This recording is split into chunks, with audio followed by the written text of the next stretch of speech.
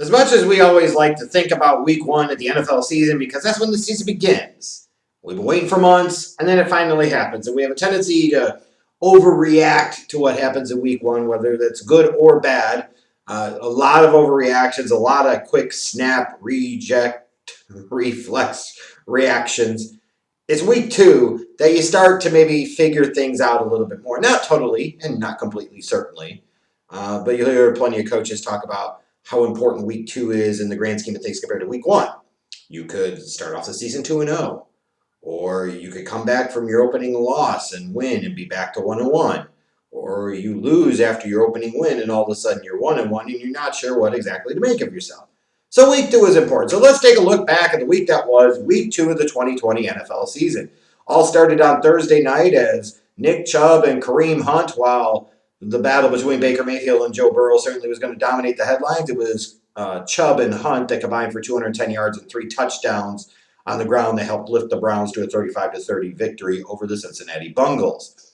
And switching over to the Sunday action, starting with that early slate of games, the Giants lost Saquon and lost more than that, although the Bears almost lost, hanging on by the skin of their teeth to move to 2-0, beating the Giants, the depleted Giants, 17-13. What more can you say about the Atlanta Falcons? We could talk about Lions gonna Lions, but man, the Falcons sure know how the hell the Falcons, don't they? How in the hell do you look at an onside kick if you're the receiving team and feel like you have to wait for it to go 10 yards?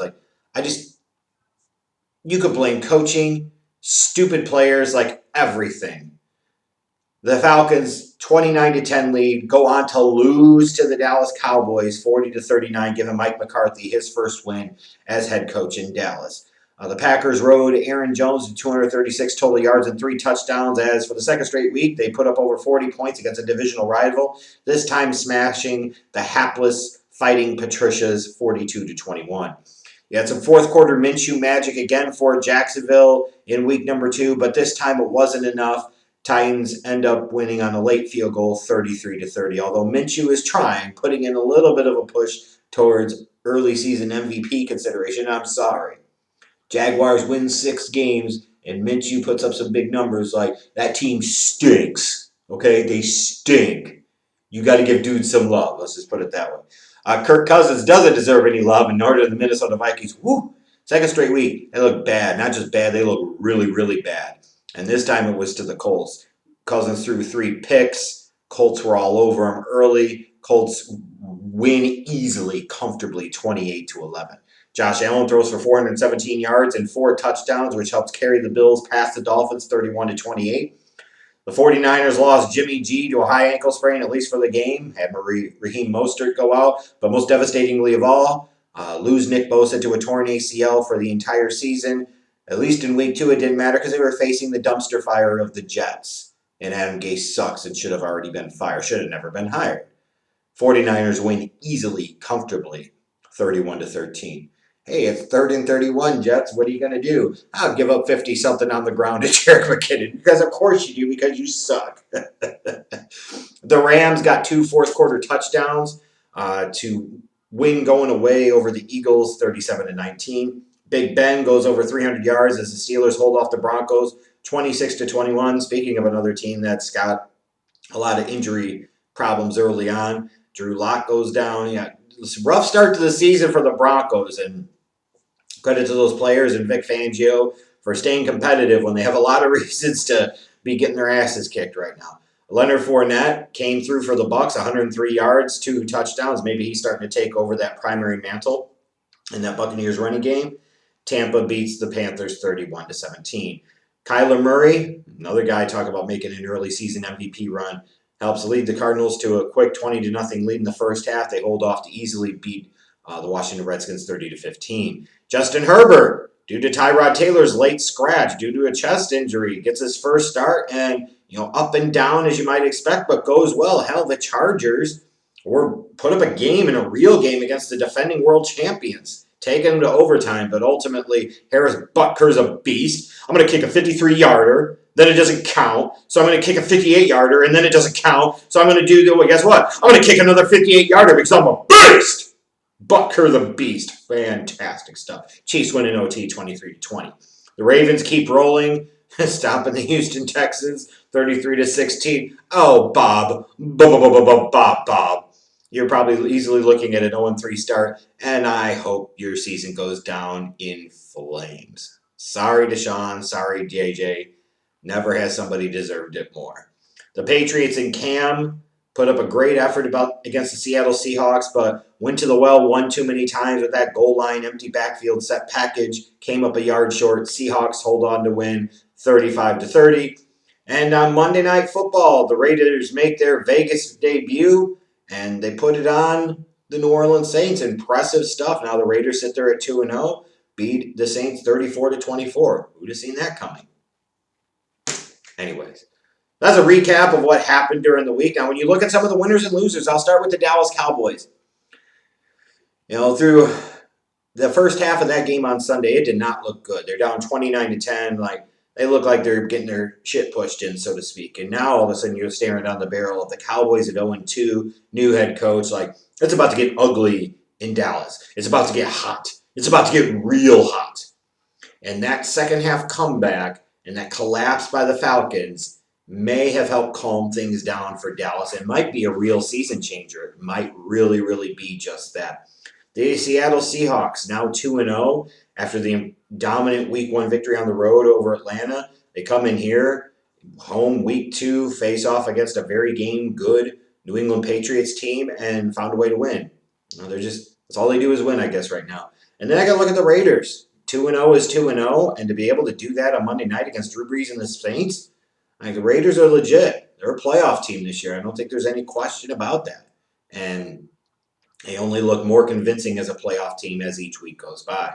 When I look at the losers, the Atlanta Falcons, what more do you have to say?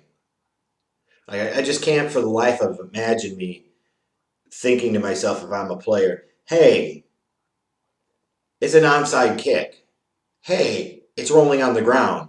They can't touch it until it gets to 10 yards, but it's right there in front of us. All one of us has to do is fall on it, and we'll win the game. And nobody thought it would be a good idea to actually touch them. I just can't even imagine. Quinn's gone after this year, and after you see stuff like this, it's time for a change in Atlanta. The New York Jets, what else can you say? They're losers and idiots for ever hiring Adam Gase to begin with. The fact that I'm recording this and Adam Gase still has a job is absolutely astounding to me. That's 2 straight eggs they've laid. They stink. They absolutely stink. And the quicker they get rid of the stink of Adam Gase out of that organization, the better off it's going to be for everybody. Doesn't matter how much it's going to cost you. Doesn't matter what happens. Get rid of this ass clown and get rid of him now. And then the Minnesota Vikings. I guess it's a playoff team last year that went into New Orleans and beat the Saints in the Superdome in the wild card round. They come out the first 2 weeks. They get rolled, give up 40-plus points to the Packers in Week 1, and then they turn around and they get dominated and spanked by the Colts in Week 2. Kirk Cousins, 3 picks. Maybe they're missing Stephon Diggs just a little bit. But even then, Diggs didn't play defense. The Vikings are bad. They're looking really bad. And for a team that probably a lot of folks thought, hey, maybe they're at least a wild card contender, all of a sudden now you're talking about, are they in the Trevor Lawrence sweepstakes? Woo! How quickly 2 weeks can change the perspective on a lot of things. I got some game balls to give out for the week. Josh Allen, 417 yards and 4 touchdowns. Again, as I mentioned earlier, helping the Bills beat the Dolphins. Aaron Jones, 236 yards and 3 touchdowns. Packers are pretty soon going to have to face a decision of whether or not they're going to pay that man. And probably would make some sense to go ahead and pay that man, although they did just invest a second-round pick in A.J. Dillon. Stephon Diggs, took advantage of Josh Allen's big day, going for 8 receptions, 153 yards, and a touchdown. Again, helping the Bills to beat the Dolphins. Mike Gesicki, in a losing effort for the Dolphins, had 8 catches, 130 yards, and a touchdown, including the spectacular behind his body one-handed catch.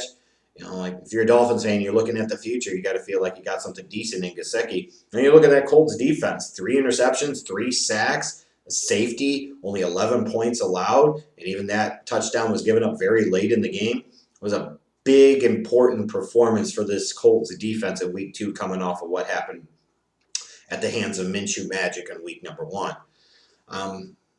So those are my game balls. And now when I think to close it all out for the week, kind of the 2-minute drill, you could talk about the coaches that need to be fired and some of the things that you different see. I want to talk about this week of football, which felt like in a lot of ways a body bag week because you see so many notable guys going down with injuries and going down with significant injuries. Some real stars of the game, such as Saquon Barkley tearing his ACL and being out for the season for the Giants. Nick Bosa, who was such a key, integral part of what the 49ers did last year in their run to the Super Bowl, tearing his ACL in week 2 in that MetLife Stadium turf and now being out for the season. You just look at this and you see people saying, well, it's because they didn't have preseason, they didn't have this. Is that really what it is? I gotta see if we're talking about hamstrings and groins and quads and things like that. But we're acting like players don't tear ACLs all the time or blow Achilles out all the time. Like these types of things happen. It sucks. I wish it didn't. But is it really that much different than what we've seen in recent years? Like to me, this is more representative of kind of maxing out the physical body and players being bigger, faster, and stronger than they ever have been, which puts more strain and stress on the body and the tendons and the ligaments and the muscles and so forth. When I see people talk about, well, we need the training camps, the full training camps, and maybe you do, and then we need some preseason games. Do you really? Has the action been that significantly bad these first 2 weeks where you can make the argument that you need a full preseason or even a couple of preseason games at this point? Yeah, it sucked. It was a body bag week. You guys certainly had some significant and notable injuries. But to sit there and just attribute that to a lack of offseason and different things, I'm just not seeing it. And I would like to see the science behind it. So that's my recap of week 2. Let me know what you took away from this week of football. Some big notable things happened, that's for sure. And I'll see you again for week 3 slate of NFL games. Later.